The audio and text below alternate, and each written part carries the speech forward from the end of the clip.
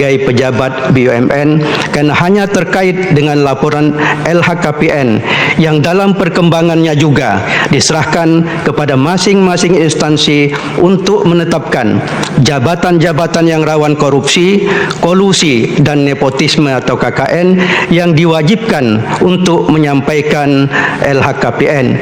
Misalnya, praktek di Mahkamah Konstitusi terkait dengan LHKPN tidak hanya diberlakukan kepada hakim konstitusi, tetapi seluruh pegawai aparatur sipil negara yang bekerja di Mahkamah Konstitusi.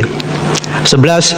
Bahwa dalil pemohon akuo jika memang dipersoalkan seharusnya dilakukan sesuai dengan tahapan yang ditentukan dalam Undang-Undang 7/2017, khususnya bagian keempat tentang penyelesaian sengketa proses pemilu di Pengadilan Tata Usaha Negara, paragraf 1 umum pasal 470 ayat 1 yang menyatakan ayat 1, sengketa proses pemilu melalui Pengadilan Tata Usaha Negara meliputi sengketa yang timbul dalam bidang tata usaha negara pemilu antara calon anggota DPR, DPD, DPRD provinsi, DPRD kabupaten kota atau partai politik calon peserta pemilu atau bakal pasangan calon dengan KPU, KPU provinsi dan KPU kabupaten kota sebagai akibat dikeluarkannya keputusan KPU, keputusan KPU provinsi dan keputusan KPU kabupaten kota. 2. Sengketa proses pemilu sebagaimana dimaksud pada ayat 1 merupakan sengketa yang timbul A dan seterusnya. B. KPU dan pasangan calon yang tidak lolos verifikasi sebagai akibat dikeluarkannya keputusan KPU tentang penetapan pasangan calon sebagaimana dimaksud dalam pasal 235 dan C dan seterusnya. Berdasarkan ketentuan di atas, maka berkenaan dengan tahapan pencalonan inkatu keputusan KPU tentang penetapan pasangan calon oleh KPU yang dipersoalkan oleh pemohon seharusnya dilaporkan kepada Bawaslu ketika tahapan pencalonan masih berlangsung, dan apabila peserta pemilu keberatan dengan putusan Bawaslu dapat mengajukan keberatan ke Pengadilan Tata Usaha Negara. PIDE pasal 469 ayat 1 dan ayat 2 Undang-Undang 7/2017. Namun berdasarkan bukti yang diajukan oleh pemohon ataupun fakta persidangan, tidak satu pun yang membuktikan bahwa pemohon melakukan upaya keberatan terhadap penetapan pasangan calon presiden dan wakil presiden nomor urut 01 kepada Bawaslu maupun Pengadilan Tata Usaha Negara. Konklusi. Berdasarkan penilaian atas fakta dan hukum sebagaimana diuraikan di atas, Mahkamah berkesimpulan: 1. Mahkamah berwenang mengadili permohonan akuo.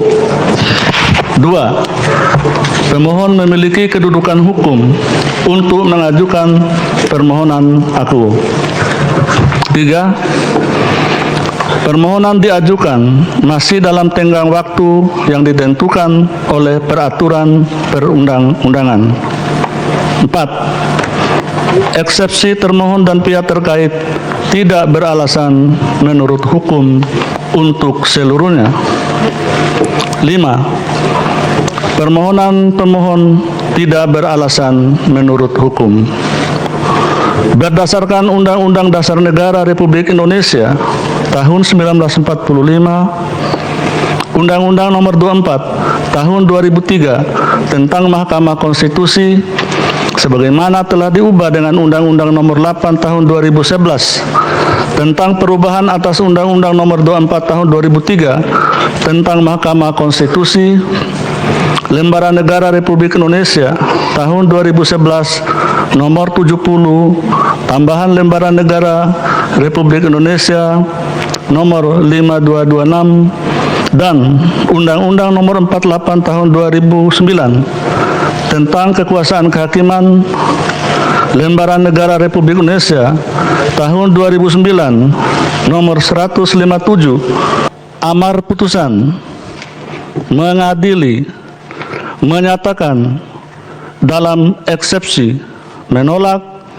eksepsi termohon dan pihak terkait untuk seluruhnya. dalam pokok permohonan menolak permohonan pemohon untuk seluruhnya. Demikian diputus dalam rapat permusyawaratan hakim oleh 9 hakim konstitusi, yaitu Anwar Usman selaku ketua merangkap anggota, Aswanto, Wahiduddin Adams, Arif Hidayat, I Dewa Gede Palguna, Suhartoyo, Manahan MP Sitompul, Saldi Isra, dan Eni Nurbaningsih masing-masing sebagai anggota pada hari Senin tanggal 24 bulan Juni tahun 2019 yang diucapkan dalam sidang pleno Mahkamah Konstitusi terbuka untuk umum pada hari Kamis tanggal 27 bulan Juni tahun 2019 selesai diucapkan pukul 21:16 WIB oleh 9 hakim konstitusi tersebut di atas dengan dibantu Supri Asari, Eri Satria Pamungkas, Yunita Ramadhani, Ahmad Edi Subianto, Ana Agung Dian Onita, Hani Adani,